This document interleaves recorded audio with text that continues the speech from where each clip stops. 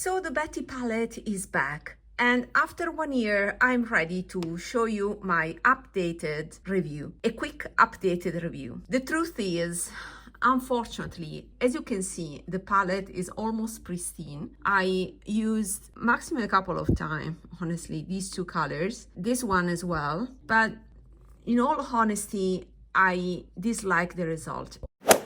All in all, it's a pretty palette, but I didn't use it. And yeah, I thought that I would have used more. For sure, events in my life, such as moving, has influenced this. But now that this was sitting in this drawer, I was not drawn to it. Not because of the colors. I like the colors, and there are two standouts in this palette that is weird, but it is curious to see that are exactly the two that I had identified before purchasing this palette. These two colors. This is very unique, and I like the texture of this because it's thin.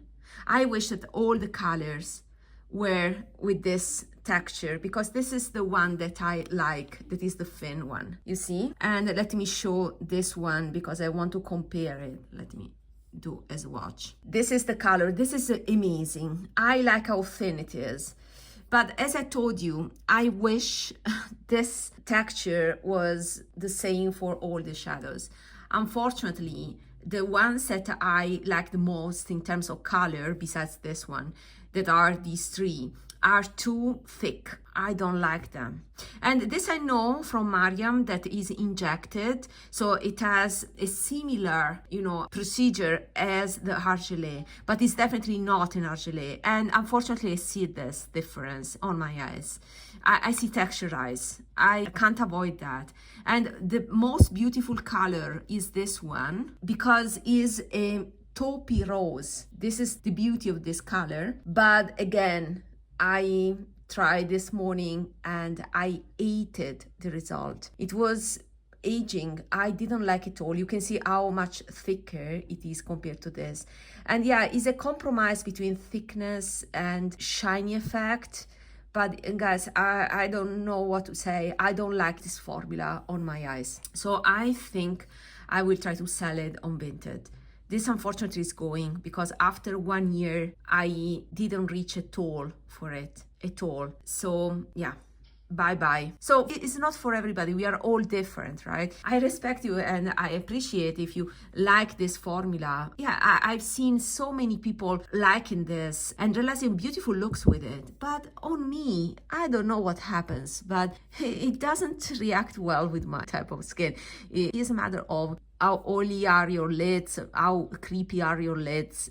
It's a really personal thing, but I have to say goodbye to this. I did not enjoy it, and I would like to make room for things that I would enjoy more. So you find a in-depth review with comparisons from my video from last year, including these colors, but I would like to focus on these ones because these are the standouts in my opinion, and I would like to compare this to a new member of my collection that I gave up and I purchased, the Gris Rose by Chanel from the glorious Rouge Noir collection.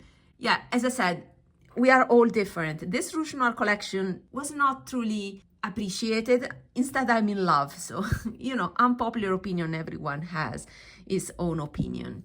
And I wanted to go for the Gris Rose because I like the muted tone of this lavender. Let's try this. And I want to compare it to this shade by the Betty palette that is Lavender Queen. So I swatched Lavender Queen and Posh, and one is satin metallic and the other is luminous. It was just this quad ear that didn't make the cut to me. And yeah, so this is Gris Rose, and yeah, it looks similar, right? It is more gray, and that quality makes it more muted. Also, this, oh gosh, I forgot, Lavender Queen from the Betty palette is more lavender, is more purple, but also more neon. While this one, as I said, stayed more muted. It has more of a grayish base, and it has more of a pink is more pink in the shimmer. But as I said, this is a texture that I love. So I will pay attention next time. I know that I won't buy other palettes from Lisa Eldridge because they're just not my type of eyeshadows, but I will pay attention to this satin metallic finish and maybe consider a single in the future, because this is definitely something that I would like.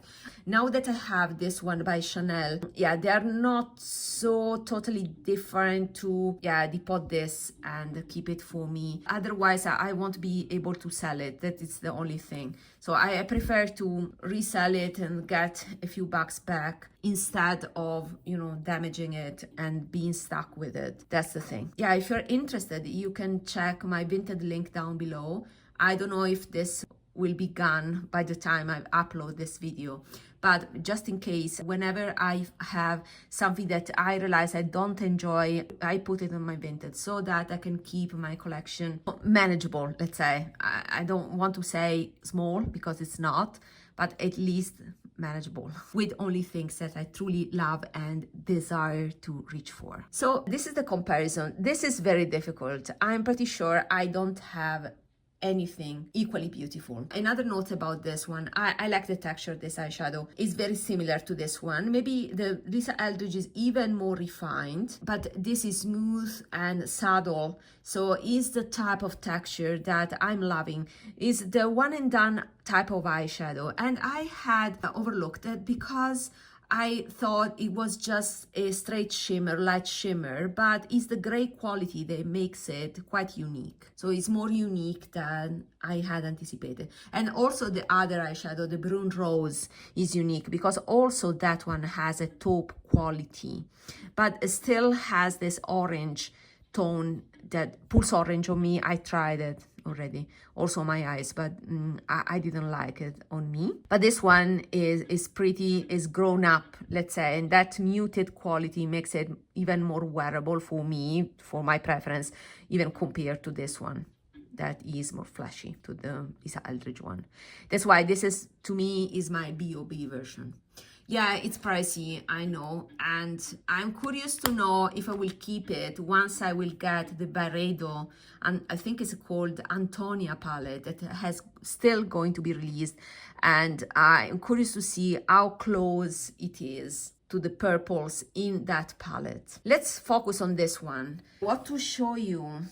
So one eyeshadow that I can show you is maybe this one, but it does not have that brown. So this is a custom palette from my Suku quads, and I want to put some brown as a base because I know that, oh gosh, sorry. So with the brown base, if I layer on top something that is a pink shimmer, will I reach something? No, this is more livid, let's say, it's more purple. It's not as muted as the original one, but I can tell you that this Suku texture is not too much evident on the swatch, but on the eyes, these Suku Slurry formulas are finer, and I prefer them. You see how fine is the shimmer, but still it's not the same thing.